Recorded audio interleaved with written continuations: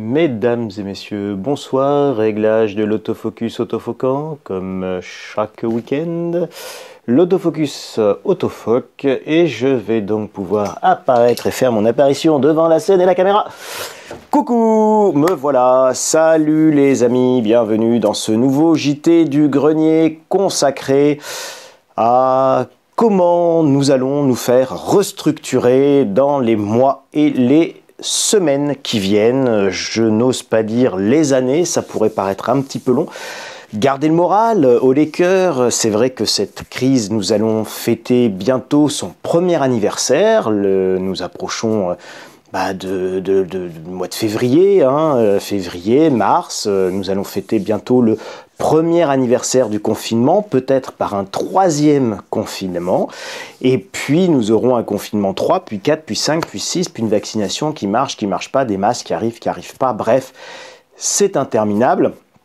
Cette dynamique épidémique, elle est très difficile à prévoir. Elle est très difficile à comprendre, à mettre en perspective, parce qu'on a finalement peu d'informations ou mal d'informations, mais ça je pense que vous l'aviez tous saisi. Et pourtant nous en avons des informations, il faut aller les chercher, il faut les lire, il faut les traduire souvent, il faut les analyser, beaucoup parfois évidemment. Et donc je vais vous parler de restructuration, le rapport qui explique comment nous allons nous faire restructurer. Et quand on parle de restructuration, c'est rarement bon. Voilà, évidemment, c'est toujours la restructuration, c'est toujours douloureux.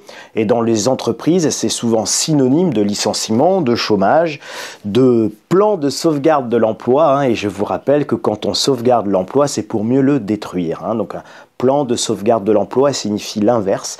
Lutter contre la pauvreté signifie dans les faits l'inverse, que la pauvreté augmente. Lutter contre la délinquance signifie que la délinquance augmente. Mais vous voyez, nous avons toujours des termes extrêmement positifs. Souvenez-vous, la semaine dernière, dans le JT précédent, je vous parlais de l'explosion des dettes avec la zone euro, ici les pays au-dessus de la moyenne de la zone euro, en dessous de la moyenne de la zone euro, et avec Grèce, Italie, Portugal, Belgique, France, Chypre, Espagne, tous à plus de 100% de dette sur PIB. Donc évidemment, on est dans une perte de contrôle de l'endettement. Je vous avais mis ces courbes d'évolution de la dette publique pour vous remettre ça en perspective et dans le contexte. Et je vous avais dit, qui c'est qui va payer? C'est Bibi, puisqu'Olivier Dussopt avait dit que ce sont les Français qui vont payer à l'issue, évidemment, la dette issue de la crise du Covid. Et donc, la question est, roulement de tambour, comment faire pour payer cette dette? Et c'est là qu'arrive ce rapport fait par le G30, qui est un groupe de 30 personnalités, et pas des moindres.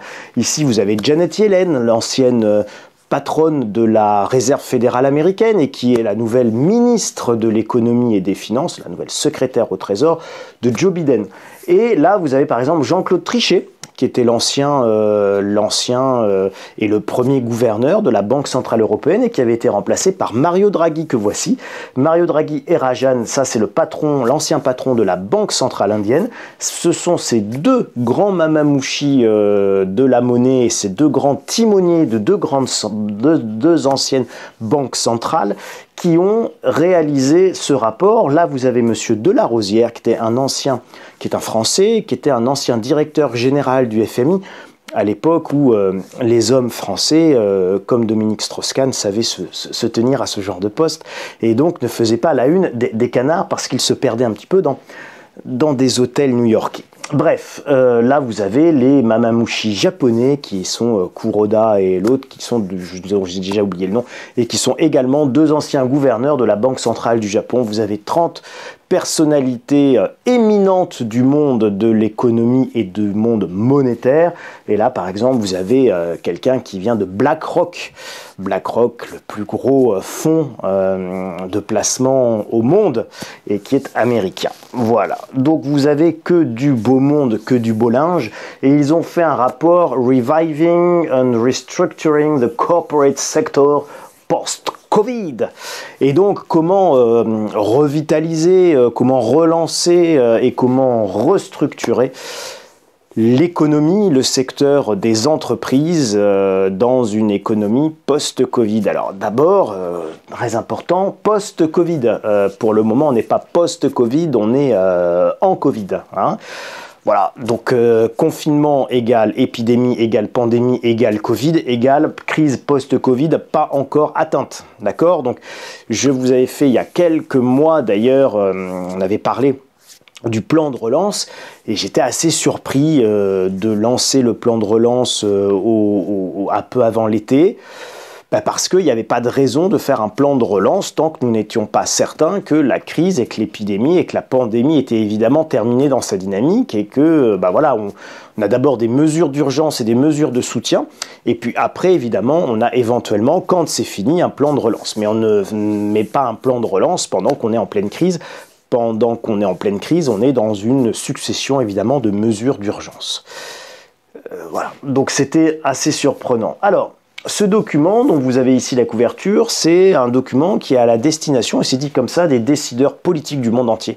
Des grands pays, alors pays développés, pays en voie de développement, pays du G7, du G30, du G8, enfin voilà, c'est vraiment pour tout le monde, c'est extrêmement bien fait. C'est un document qui doit faire 120-130 pages. C'est un document remarquable, il y a à peu près tout qui est écrit dedans. C'est un très beau mode d'emploi, intellectuellement c'est bien fichu. Et en fait, globalement, les autorités économiques françaises vont peu ou prou appliquer ce genre de choses. Donc vous avez les constats de la situation économique et donc aider à la prochaine étape qui est le passage d'un problème de liquidité à un problème de solvabilité tout en gérant la variable temps. Et en fait, au-delà de la gestion de la variable temps, c'est la variable c'est le ratio, si vous voulez, temps-argent en fait, ou argent que vous avez de disponible dans le temps. Et donc évidemment, vos ressources, c'est pas tout à fait les mêmes en fonction du temps. On y reviendra, mais pour vous résumer la chose, eh bien, ce qu'il faut injecter ou ce que l'on peut injecter sur une crise courte de 6 mois, c'est évidemment pas la même chose que ce qu'on peut injecter sur une crise longue dont la dynamique est à minima sur 24 mois et peut-être bien plus en réalité, puisque l'histoire n'est pas encore écrite et nous ne savons pas si les vaccins vont être efficaces, pas efficaces, si les virus vont muter, pas muter, si les variants seront contrés par la vaccination ou pas, si la vaccination ne sera pas nocive ou pas, enfin voilà, donc il y a énormément d'inconnus, et donc si vous écoutez les dernières déclarations de Benjamin Netanyahou, le Premier ministre israélien, il a dit ce n'est qu'une question de temps pour que des variants résistants à la vaccination apparaissent, et donc il faudra probablement se vacciner très régulièrement, peut-être même tous les ans. Donc ça c'est Benjamin Netanyahou qui l'a dit, pays dans lequel la vaccination est la plus avancée par rapport à tous les autres pays du monde. Alors, les constats qui sont faits par ce groupe de 30 grands mamamouchis de l'économie, c'est qu'il y a un ciblage inadéquat de l'aide qui ne permet pas d'adapter suffisamment la réponse politique aux situations des différentes entreprises, et c'est pas faux. Une focalisation excessive sur l'octroi de crédits qui risque de surcharger les entreprises de dette. Et c'est pas faux. En France, c'est les fameux PGE, les prêts garantis par l'État. Et ces prêts garantis par l'État, évidemment, ils viennent charger les entreprises en dette. Et quand on regarde un petit peu ce qui se passe dans les bilans des entreprises, eh bien, les PGE viennent manger ce qu'on appelle la CAF, la capacité d'autofinancement d'une entreprise. C'est une notion comptable. Pour vous faire très simple et que vous compreniez tous, et même ceux qui n'ont pas de notion de comptabilité, en fait, la CAF, c'est l'équivalent de la capacité d'emprunt d'une entreprise, mais pour un particulier. Voilà. Donc, quand le particulier, on dit, il gagne 1000 euros, et si vous avez gagné 1000 euros par mois, on considère que vous pouvez avoir 33% de taux d'endettement. Donc, on considère que vous pouvez rembourser un crédit de 333 euros par mois. Voilà, à peu près 33% de taux d'endettement. Eh bien, la CAF, c'est la même chose, c'est la capacité d'endettement, capacité d'autofinancement, en réalité c'est une forme de capacité d'endettement d'une entreprise. Voilà. Donc c'est un mot savant pour parler à peu près de la même idée.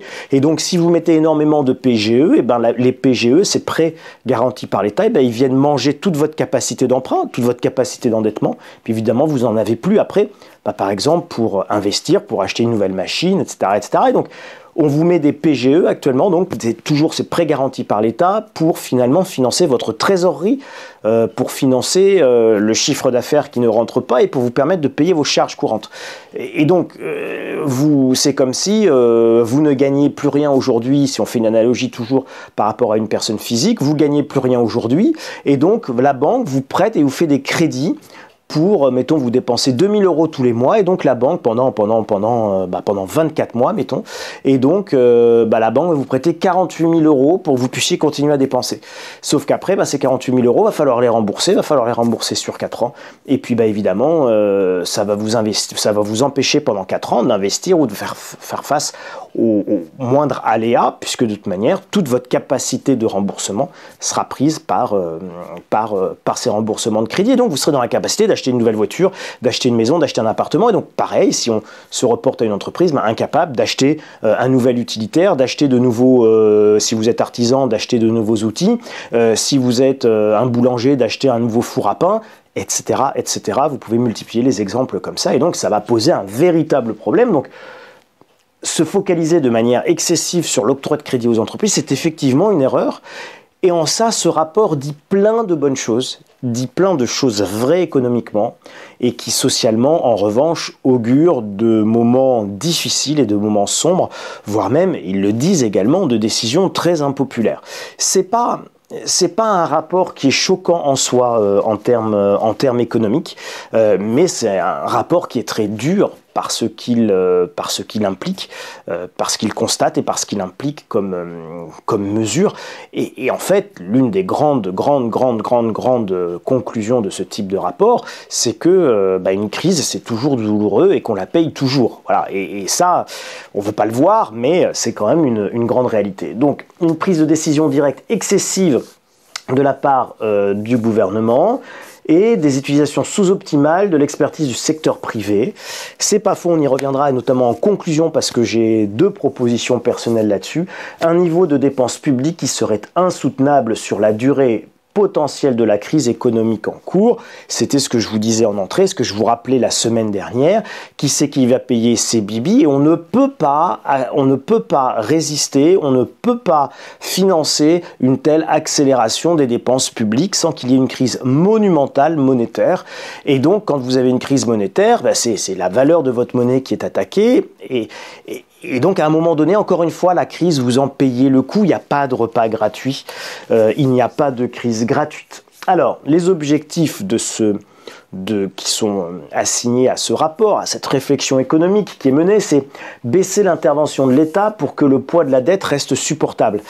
C'est pas bête. Moi, c'était mon constat de la semaine dernière. Je disais, on ne va pas pouvoir maintenir la même dynamique. On peut tellement pas maintenir la même dynamique d'endettement que quand il y a eu ce débat sur le 3e confinement, j'ai écrit, et j'ai pas peur de le dire, le fait que nous n'avons pas les moyens de nous payer un 3e confinement avec des dizaines de milliards d'euros, avec le pays bloqué. Nous n'avons pas les moyens économiques d'un 3e confinement, ni d'un 4e, ni d'un 5e. Et donc, il faut absolument trouver d'autres façons de fonctionner, d'autres façons de faire du en même temps, c'est-à-dire sauver des vies et en même temps sauver notre économie. Ça doit jamais être l'un au détriment de l'autre. Et la dictature sanitaire menée par des médecins qui n'ont comme vision que de sauver des vies ou de prolonger des vies le plus longtemps possible, c'est très bien, mais ça ne peut pas être l'alpha et l'oméga de la réflexion, parce que nous devons faire les deux, sauver l'économie et les vies, tout en sachant qu'une vie en perpétuel confinement n'est pas une vie non plus. Donc voilà, il faut réfléchir à tout ça, il faut être très humble et très modeste dans la manière d'y réfléchir, y compris quand on est médecin, et c'est pas parce qu'on est médecin et qu'on connaît bien les virus que par ailleurs on a forcément une bonne réflexion philosophique sur le sens de la vie, sur l'économie, etc. Donc attention, que chacun fasse preuve d'humilité là-dessus. On voit bien que la situation est extrêmement complexe, extrêmement redoutable, et qu'on a des conséquences en chaîne et en série. Donc je suis pas forcément tout le temps d'accord avec le président Macron, c'est le moins qu'on puisse dire. Il n'en demeure pas moins qu'il a eu le courage de surseoir à ce troisième confinement et je pense que c'est une bonne idée et qu'il faut absolument éviter un troisième confinement et que ça coûterait beaucoup moins cher de fournir par exemple des masques FFP2 à tous nos anciens ou à tous nos concitoyens qui sont fragiles et qui ont une santé fragile par exemple, même si les masques ils coûtent un petit peu cher, c'est pas grave, ça coûtera beaucoup moins cher évidemment que de bloquer le pays. Voilà, par exemple une petite solution, mais c'est plein d'autres choses qu'il faut faire. Préserver le secteur financier, mais les laisser supporter les pertes. Et oui, il va falloir sauver le secteur financier, sauver les banques, mais il va falloir que ce secteur-là prenne des pertes. Voilà, c'est ça qui est dit. Et il va falloir qu'ils prennent des pertes, et puis quand les pertes seront insoutenables, on interviendra. Mais on interviendra en dernier ressort. Éviter les entreprises zombies, puisqu'en fait les entreprises zombies sont des entreprises qui ne font pas faillite, mais qui, en ne faisant pas faillite, pèse sur l'assainissement du marché, puisqu'elle continue à vendre et à empêcher les concurrents de prendre plus de marché, concurrents qui, eux, seraient beaucoup plus viables. Anticiper, influencer les nouveaux marchés, les nouveaux modes de consommation, les changements d'usage, intégrer les problématiques environnementales et évidemment éviter les crises politiques, c'est-à-dire que ils sont bien conscients qu'il y a un risque politique majeur de soulèvement et de crise sociale, parce qu'évidemment, la situation sur le fond de l'emploi va être terrible.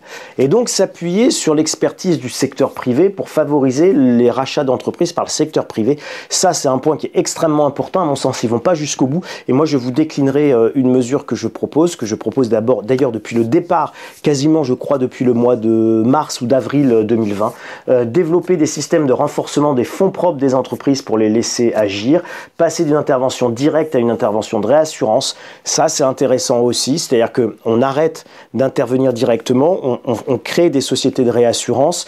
Et donc, en gros, si vous voulez, ça vous permet de moins intervenir, ça vous permet d'intervenir que quand il y a une perte constatée, en fait. Voilà. Et donc, l'idée, c'est ça. L'idée, c'est de mettre moins de sous et de donner des garanties. D'accord? Quand vous donnez des garanties, vous ne donnez pas de l'argent, vous donnez une garantie si jamais ça se passe mal. C'est ça le principe de la réassurance. Et ben en gros, quand on raisonne personne particulier, c'est quand le papa et la maman, ils se portent caution ou garant pour un gamin qui va louer un appartement. Ben, tant que le gamin, il est capable de gagner sa vie et de payer son loyer, ben évidemment, on a donné une garantie, mais on n'a pas donné d'argent, on n'intervient pas en tant que papa-maman, on ne paye pas le loyer du petit, mais en revanche, si à un moment donné, ben, comme c'est exactement le cas aujourd'hui, votre étudiant, il ne peut plus bosser parce que les bars et les restaurants sont fermés et qu'évidemment les jobs de petits serveurs, serveuses, etc. à plein temps, à mi-temps, pardon, et ben c'est considérable pour financer des études. Ben là, effectivement, papa, maman peuvent être appelés en caution. Mais vous voyez bien la différence entre verser et payer tous les mois le loyer et être simplement garant de verser le loyer si jamais il ne l'était pas. Et ben au niveau de l'État, c'est exactement la même logique. Laisser les acteurs privés supporter une grosse part des pertes, et qui dit acteur privé qui va supporter une grosse part des pertes va dire énormément de faillites, de licenciements, et ça va être un énorme nettoyage et une énorme, ce qu'on appelle, destruction créatrice. Hein. C'est Schumpeter, l'économiste, qui disait ça, mais d'abord on détruit, après on crée, mais d'abord on détruit, et la phase de destruction est très violente et dans les crises et peut être extrêmement brutale et extrêmement dure. Un difficile équilibre entre laisser agir les lois du marché en intervenant en cas de coûts sociaux trop importants. Donc vous voyez, là aussi c'est dit dans le rapport et je pense que c'est sain, et donc évidemment il va falloir trouver cet équilibre très complexe, très délicat entre intervention dans l'économie, sauvetage de ce qui peut être sauvé, mais ça ne sert à rien de sauver une entreprise qui n'est pas viable ou une entreprise qui ne pourra pas survivre dans les semaines ou mois qui viennent, puisque vous allez dépenser énormément d'argent pour à la fin finir de toute façon par la faillite de l'entreprise. Souvenez-vous, alors pour les plus anciens, les plus jeunes, c'est peut-être plus compliqué, vous avez peut-être vu ça dans des livres ou dans des articles, mais c'était les charbonnages de France, donc jusqu'à fin des années 80, tout début des années 90, eh bien on avait encore des mines de charbon en France avec des mineurs de fond qui descendaient à la mine, remonter le charbon, quoi. Et puis évidemment, c'était le nucléaire, c'était la fin du charbon, etc. Donc ça ne servait à rien de sauver les mines de charbon, et pourtant on a dépensé des milliards et des milliards et des milliards pour faire durer les mines de charbon le plus longtemps possible, parce que socialement c'était compliqué, donc évidemment ça ne servait à rien. Au bout du bout, évidemment, les mines ont de toute façon fermé, donc c'est ça qui est toujours très très délicat et très compliqué quand il y a une intervention publique. Faciliter le processus des faillites des entreprises, on y reviendra, parce que ça aussi, ça fait partie d'une petite idée personnelle que je voulais partager avec vous. Suivre la durée de la pandémie pour stopper les aides au plus vite. Donc vous voyez bien qu'il y a toujours cette notion de pandémie. Tant que la pandémie est là, il doit y avoir des aides d'urgence.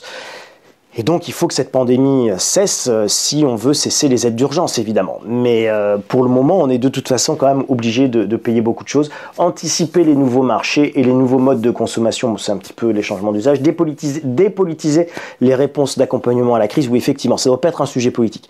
C'est pas la question d'être de gauche, de droite, du centre, du milieu. Voilà, c'est pas. Ça doit être non pas de l'idéologie, non pas un parti pris politique, mais vraiment, vraiment, vraiment du bon sens, du pragmatisme, et puis regarder ça de manière vraiment très lucide, en faisant ce qui semble être le plus juste et le plus efficace.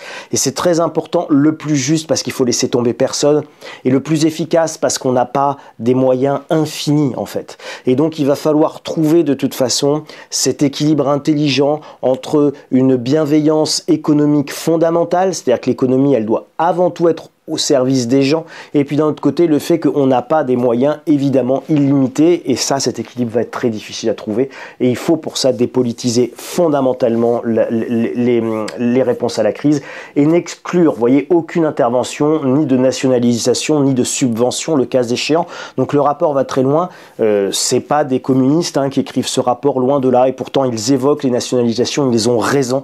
Il faudra évidemment pas hésiter à nationaliser une entreprise stratégique, des secteurs stratégiques pour des savoir-faire entiers ne disparaissent pas, et donc par certains côtés, il faudra peut-être aussi avoir une économie beaucoup plus étatique et à la fois une économie très libérale sur certains autres sujets. Et donc, il ne faudra pas avoir peur d'avoir ces deux volets, ces deux pans, ces deux hémisphères, un hémisphère gauche du cerveau, un hémisphère droit, un hémisphère d'économie très planifiée, un hémisphère d'économie très libéralisée. C'est pas la même chose, évidemment, entre faire rouler des trains ou faire de l'énergie pour un pays et puis vendre des sucettes ou des bonbons. Voilà, donc le marché de la sucette ou du bonbon peut être entièrement libre, on s'en contrefiche. Le marché de l'énergie, écoutez, je suis assez inquiet de voir les démantèlements, le projet Hercule, etc. Et ce qu'on peut essayer de faire sur notre marché de l'énergie, qui devient de plus en plus cher et marche de moins en moins bien. Donc plus on fait, plus on veut le casser, plus évidemment on le casse. Mais pareil avec la santé, par exemple. Évidemment, la santé, ce n'est pas un marché comme les autres. Alors,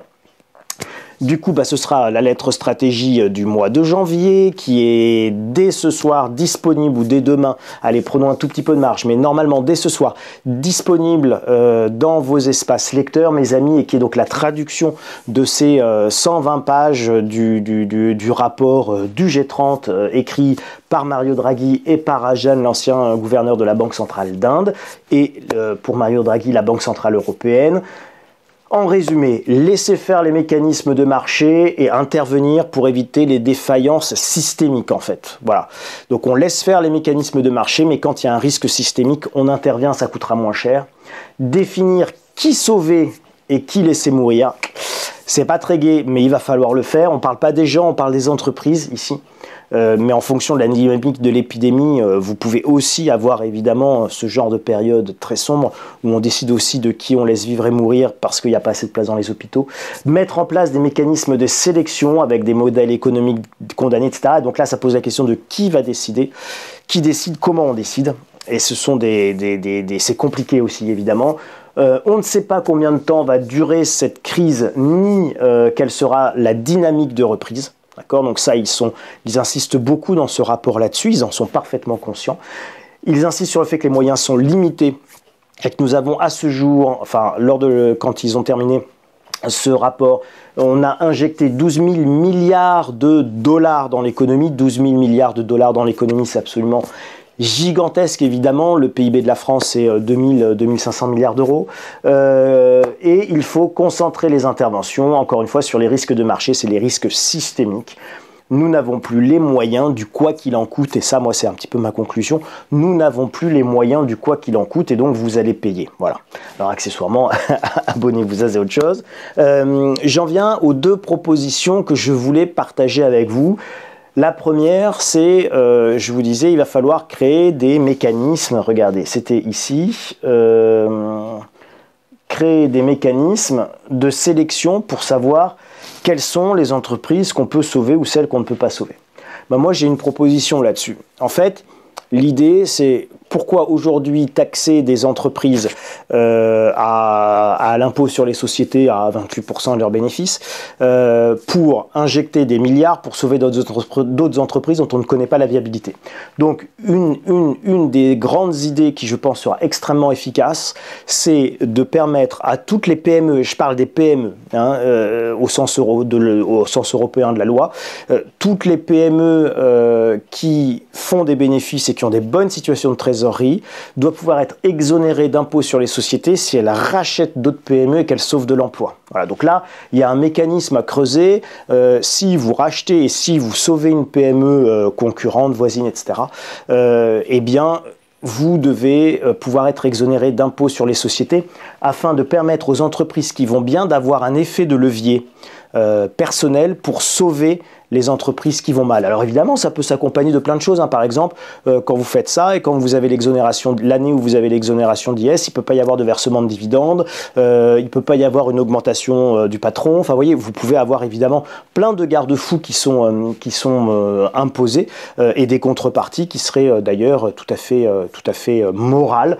Voilà, tu ne payes pas d'IS, toi, monsieur Durand, restaurateur, qui va bien et qui a réussi à passer la crise parce que tu avais mis beaucoup de côté, eh bien tu ne payes pas ni d'impôt ni d'IS cette année si tu rachètes le restaurant de Monsieur Dupont, mais en revanche tu ne te verses pas une augmentation de salaire ou ce genre de choses. Voilà, donc ça c'est des mécanismes qu'il faut pouvoir travailler. Et de la même manière, il faut autoriser des faillites, c'est-à-dire que je vous parlais tout à l'heure de la CAF de ces entreprises ou dans lesquels on met trop de crédits et donc en fait qu'on est en train de surendetter à partir de crédits. Donc ces crédits, il ne faut pas les rembourser sur 4 ans évidemment, il va falloir les étaler sur 25-30 ans, donc on redonne la créance à un organisme public qu'on va créer pour l'occasion, ça s'appelle des bad banks en gros, et puis on va apurer ces dettes-là avec un plan de paiement sur 25 ou 30 ans avec des clauses de retour à meilleure fortune, etc.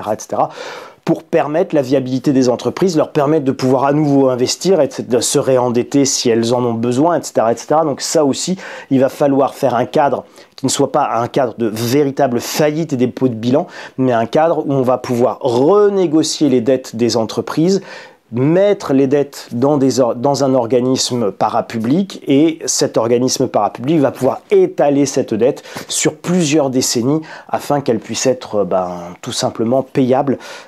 C'est à titre personnel un échéancier de remboursement. Donc les gens qui sont surendettés, ils ne peuvent pas rembourser leurs 50 000 euros là maintenant sur 2 ans. On fait un étalement du crédit et donc un nouvel échéancier. Et au lieu de rembourser sur 2 ans, on va rembourser sur 10 ans. Puis si sur 10 ans ça passe pas, on va rembourser 50 euros par mois pendant 20 ans ou pendant 30 ans. Et c'est quand même mieux que rien. Et puis ça évite comptablement de constater la perte, puisque tant que le crédit est remboursé et qu'il n'y a pas d'incident de paiement, eh bien votre créance, elle est dans un actif. Et donc ça permet d'éviter de faire exploser l'endettement, en tout cas en termes comptables, et permettre ainsi que la CAF soit suffisante. Je vais vous en parler tout à l'heure. Donc voilà le genre de choses que l'on peut faire. Si cette vidéo vous a plu, en tout cas tous les abonnés à la Let's Stratégie, allez lire ce dossier, il est passionnant, il est très intéressant, mais évidemment il augure de jours relativement sombres et ça va pas être simple, et la crise économique évidemment elle est devant nous, elle n'est pas derrière nous, elle est devant nous quand on va cesser les plans de soutien et les plans d'aide. Mettez-moi un grand doigt de schtroumpf, un pouce bleu si cette vidéo vous a plu, partagez-la évidemment, abonnez-vous gratuitement à la lettre d'information quotidienne, c'est les moyens pour rester en contact en dehors même de YouTube qui a sa propre politique. Et puis vous pouvez vous abonner dans la boutique ou sur le petit i qui est là-haut sur la lettre stratégie pour ceux que ça intéresse et qui veulent aller plus loin. Voilà mes amis ce que je pouvais vous dire sur ce rapport. Il est vraiment très très intéressant, il est très dense. Donc je vous ai mis en gras et on vous a mis en gras toutes les parties les plus importantes là sur les plus de 100 pages de ce dossier pour vous permettre aussi une lecture plus rapide des choses les plus importantes. Et puis ceux qui veulent vraiment avoir une lecture très approfondie, évidemment vous pouvez le lire en entier. C'est hyper intéressant. Prenez bien soin de vous, on se retrouve la semaine prochaine Peut-être qu'on sera en confinement, peut-être pas, j'espère vraiment pas, parce qu'évidemment, économiquement, ça risquerait d'être extrêmement compliqué pour l'ensemble de notre pays, et très important évidemment qu'on cherche collectivement d'autres types de solutions en répondant à des questions fondamentales qui est où est-ce qu'on se contamine, quand est-ce qu'on se contamine, comment est-ce qu'on se contamine. Et évidemment, c'est en ayant des réponses à ce type de questions qu'on peut évidemment définir des stratégies qui soient pertinentes, parce que la stratégie du confinement, professeur Raoult à Marseille dit que c'est assez moyenâgeux et objectivement, c'est l'outil de dernier recours. C'est-à-dire que quand tout a raté, quand on a échoué sur tout, on ne peut faire qu'une seule chose, c'est s'enfermer parce que la lèpre et la peste sont à nos portes, quoi. Voilà. Mais effectivement, le confinement est un aveu et est un constat terrible d'échec, avec des conséquences économiques, sociales qui sont également terribles et dévastatrices. Et donc il faut essayer de ne pas opposer le confinement ou le non-confinement à la vie ou à la mort. Il faut essayer évidemment de trouver des solutions collectives pour pouvoir faire tout ça ensemble. Ce serait ce que commanderait la sagesse. Allez, je vous souhaite en tout cas à tous une belle semaine. Je sens qu'elle va être encore chargée. Prenez bien soin de vous, vous êtes tous très précieux. Merci beaucoup. Au revoir les amis.